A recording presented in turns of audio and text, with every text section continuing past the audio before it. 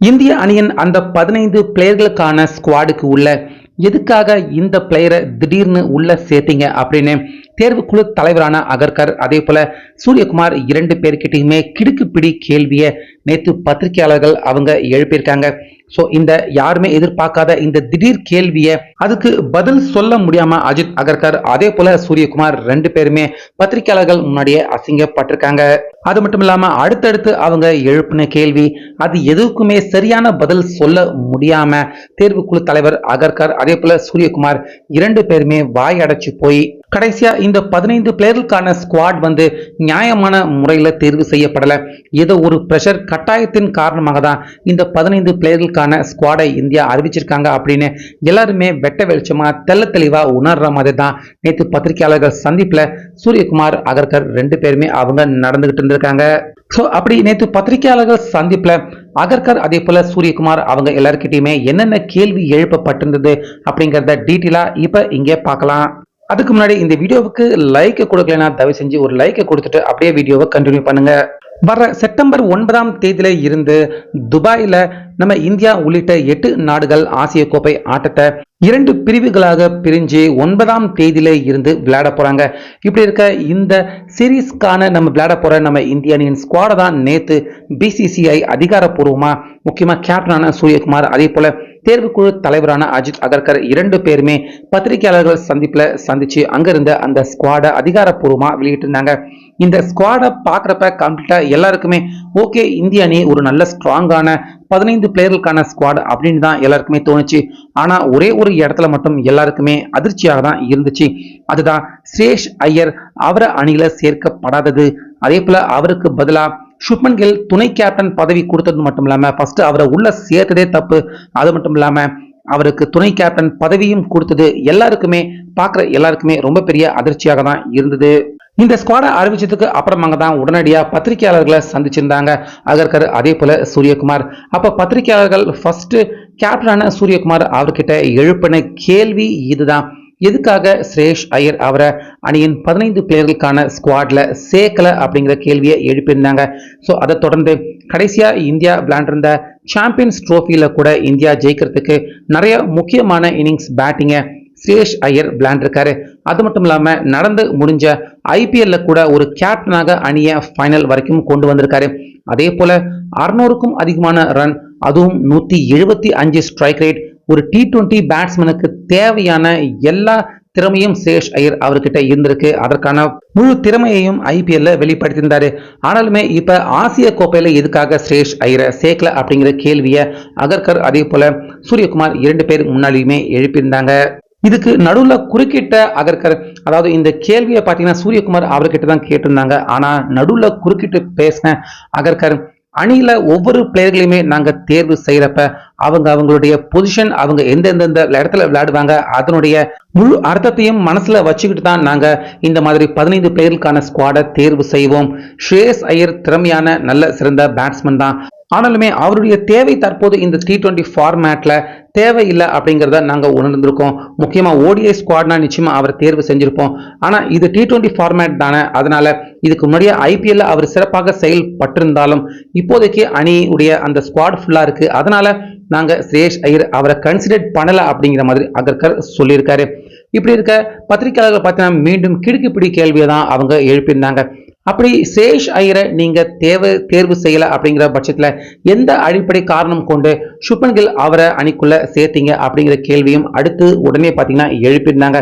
ஏன்னா ஐபிஎல்லை பொறுத்த வரைக்கும் சுரேஷ் ஐயர் அதே போல கில் ரெண்டு பேருமே சமமான பெர்ஃபார்மன்ஸ் நல்லா பேட்டிங் பண்ணியிருந்தாலும் கில் அவரை விட அதிக ஸ்ட்ரைக் ரேட்ல ரன் எடுத்த பிளேயர் யாரு அப்படின்னு பார்த்தா சுரேஷ் ஐயர் தான். ஏன்னா T20 ஃபார்மேட்டை பொறுத்த வரைக்கும் ஸ்ட்ரைக் ரேட் அதுதான் முக்கியம். ஸ்ட்ரைக் ரேட் அடிப்படையில் கொண்டு தான் கண்டிப்பா பிளேயரை உள்ள சேர்ப்பாங்க.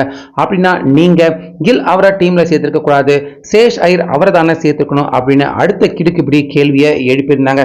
ஸோ இந்த கேள்விக்கு அகர்கர் அதே போல இந்த பக்கம் சூரியகுமார் இரண்டு பேருமே பார்த்தீங்கன்னா ஒரு மாதிரி ஒரு கோபமான முகத்துடன் தான் பத்திரிகையாளர்களை பார்த்தாங்க. அவங்க கிட்ட பதில் இல்லை.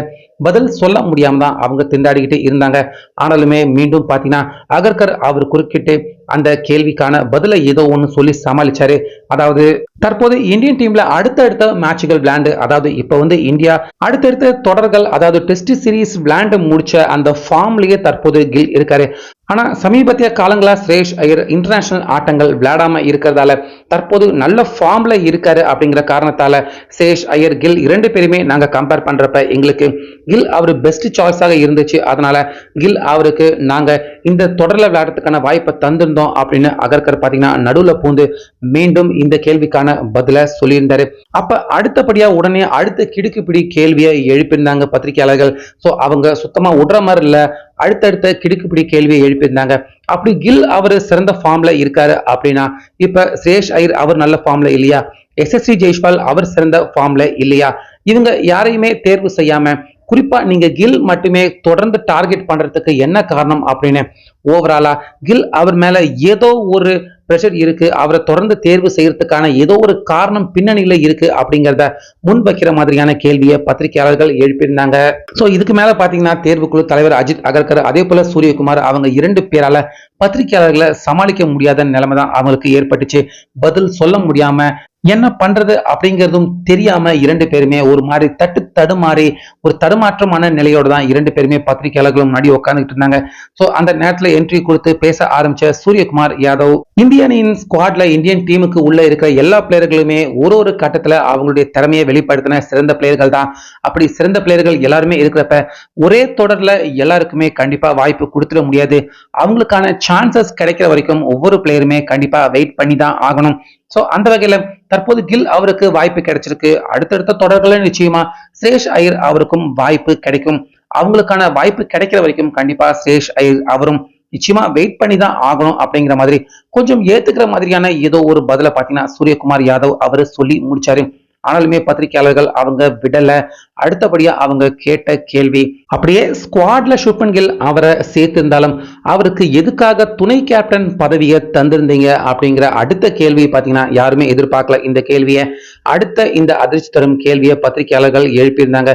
சோ இந்த கேள்விக்கு அகர்கர் அதே போல சூரியகுமார் யாதவ் 2 பேருக்கிட்டையுமே பதில் இல்ல. அதே போல அவங்க கேட்ட அடுத்த கேள்வி என்ன அப்படின்னா, சீனியரான ஹர்திக் பாண்டியா டீம்ல இருக்காரு, ஏற்கனவே இந்தியன் டீமை T20 ஃபார்மேட்ல லீட் பண்ணிருக்காரு, அவருக்கு கூட துணை கேப்டன் பதவி தராம எதுக்கு இளம் பிளேயரான கில் அவருக்கு அந்த துணை கேப்டன் பதவி அப்படின்னு சொன்னதுமே அகர்கர் அதே போல சூரியகுமார் 2 பேருமே பாத்தீங்கன்னா பதில் சொல்ல முடியாம திகைச்சு போனாங்க. ஒரு சில நிமிடங்கள் பாத்தீங்கன்னா அவங்களுக்குள்ளேயே கூட கொஞ்சம் ஒரு சில வார்த்தைகளை டிஸ்கஸ் பண்ணிட்டாங்க. சோ கடைசியா அவங்க சொன்னது என்ன அப்படின்னா, நாங்க எடுத்த இந்த எல்லா முடிவுமே நாங்க 2 பேர் மட்டுமே எடுத்த முடிவு கிடையாது, எங்களுடைய மேலிடம் எடுத்த முடிவு. நாங்க அந்த ஸ்குவாட ஜஸ்ட் இங்க அறிவிக்கிறோம், அது மட்டும் தான் எங்களுடைய வேலை, இதை கம்ப்ளீட்டா நாங்க மட்டுமே எடுத்த முடிவு கிடையாது அப்படிங்கிற மாதிரி அகர்கர் அதே போல சூரியகுமார் யாதவ் சொல்லிட்டு அவங்களுடைய அந்த பிரஸ் மீட் கான்ஃபரன்ஸை நிறைவு செஞ்சிட்டாங்க. சோ இவங்க 2 பேருமே மேலிடம் எடுத்த முடிவு அப்படின்னு சொல்றதை வச்சு பாக்குறப்ப கண்டிப்பா கில் அவரை அடுத்தடுத்து இந்தியன் டீம்ல சேர்க்கறதுக்கான ஏதோ ஒரு பிரஷர் கட்டாயம் பின்னணியில அவருக்கு பாத்தீங்கன்னா மிகப்பெரிய சப்போர்ட் இருக்கு அப்படிங்கிறது கில் அவருடைய விஷயத்துல பாத்தீங்கன்னா நல்லாவே தெரியுது. அதனாலதான் ஸ்ரேஷ் ஐயர் அவரை மாதிரி டேலண்டான பிளேயரை விட்டுட்டு இப்ப கில் அவருக்கும் டேலண்ட் இருந்தாலும் தொடர்ந்து ஒவ்வொரு தொடர்லையுமே அவருக்கு ஈஸியா வாய்ப்பு கிடைக்குது, ஈஸியா பதவி உயர்ந்த ஒரு சான்ஸ் கிடைக்குது. இப்படி கிடுகிடுன்னு அடுத்தடுத்த சான்ஸ் இந்த சின்ன வயசுலயே யாருக்காவது கிடைச்சிருக்குமா கேட்டா கண்டிப்பா சொல்ல முடியாது. அப்படிப்பட்ட வாய்ப்புகள் தொடர்ந்து கில் அவருக்கு மட்டுமே கிடைச்சிக்கிட்டு இருக்கு. இதுக்கு பின்னாடி கண்டிப்பா மிகப்பெரிய ஒரு இன்ஃபுளுன்ஸ் கில் அவருக்கு இருக்கு அப்படின்னு தான் சொல்லணும். அதை வெளிப்படுத்தும் விதமா தான் கடைசியா இது மேலிடம் எடுத்த முடிவு அப்படிங்கிற மாதிரி சூரியகுமார் யாதவ் அதே போல அகர்கர் அவங்க பேசி அந்த பிரஸ் கான்ஃபரன்ஸை நிறைவு செய்திருந்தாங்க. சோ தொடர்ந்து இப்படி கில் அவருக்கு வாய்ப்பு கிடைச்சிக்கிட்டே இருக்கு. ஆனா அவருக்கு நேர்மாறா ஸ்ரேஷ் ஐயர் வாய்ப்பு கிடைக்காம போனதை பத்தி உங்க கருத்தை சொல்லுங்க.